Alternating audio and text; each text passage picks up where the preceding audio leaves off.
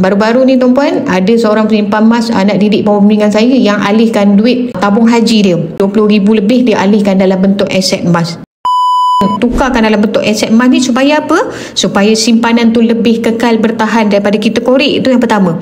Yang kedua tuan-puan, bila dah alih dalam bentuk emas ni, insya-Allah simpanan tuan-puan tu akan lebih kekal bernilai tinggi. Bila tuan-puan dah alihkan dalam bentuk emas, duit tuan-puan dah tak perlu risau tentang kenaikan harga barang ataupun kos perkhidmatan. Bila masa nanti nak pergi haji, boleh cairkan emas, boleh jual ataupun boleh arahnukan, dan boleh tunaikan ibadah haji dengan jauh lebih selesa. Tak perlu tambah lagi simpanan. Seperti yang kita tahu tuan-puan, setiap tahun kos untuk tunaikan ibadah haji, kos untuk tunaikan ibadah umrah semakin meningkat. Jadi kalau tuan-puan just simpan dalam bentuk duit, silap-silap hari bulan, nanti bila dah dapat panggilan haji, tuan-puan punya simpanan tak cukup. Tuan-puan kena tambah lagi. Bila nak pergi haji ni tuan-puan, kita bukan tengok sekadar kos untuk kita pergi tunaikan ibadah haji, tapi banyak lagi tuan-puan yang tuan-puan kena fikir. Persediaan sebelum pergi, semasa dan selepas. Dan kos-kos orang yang kita tinggalkan pun sama juga, kita kena sediakan. Jadi kalau siapa yang nak pergi ibadah haji tuan-puan target ada 10 dinar ni dah cukup. 10 dinar ni tuan-puan berat dia 42.5 gram emas,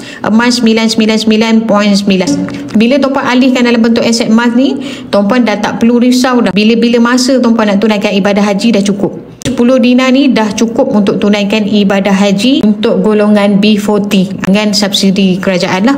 Okay, kalau tuan-puan nak wujudkan dana untuk tunaikan ibadah haji tanpa mengharapkan subsidi kerajaan, tuan-puan boleh letak target 100 gram seorang.